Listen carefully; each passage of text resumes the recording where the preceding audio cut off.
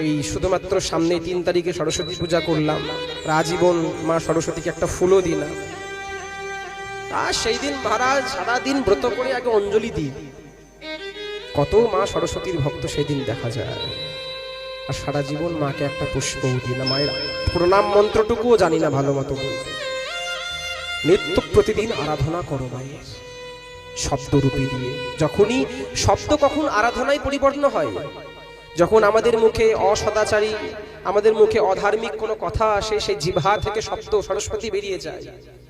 কিন্তু যেই জিহ্বার মধ্যে, যেই শব্দ, যে কণ্ঠের মধ্যে ভগবানের কথা আসে, ভগবানের ভজন আসে, ভগবানের সেবার কথা আসে, ভক্ত সেবার কথা আসে, সমাজ সেবার কথা আসে, তখন সেই কণ্ঠে, সেই সুরে, সেই জিহ্বার মধ্যে সাক্ষাৎ মা সরস্বতী এসে বিরাজমান হন।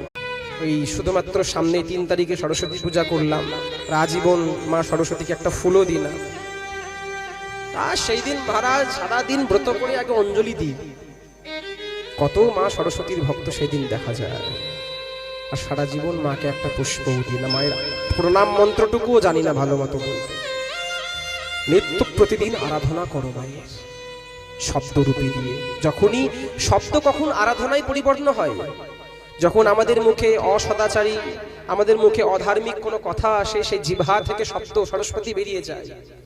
কিন্তু যেই জিহ্বার মধ্যে, যেই শব্দ, যে কণ্ঠের মধ্যে ভগবানের কথা আসে, ভগবানের ভজন আসে, ভগবানের সেবার কথা আসে, ভক্ত সেবার কথা আসে, সমাজ সেবার কথা আসে, তখন সেই কণ্ঠে, সেই সুরে, সেই জিহ্বার মধ্যে সাক্ষাৎ মা সরস্বতী এসে বিরাজমান হন।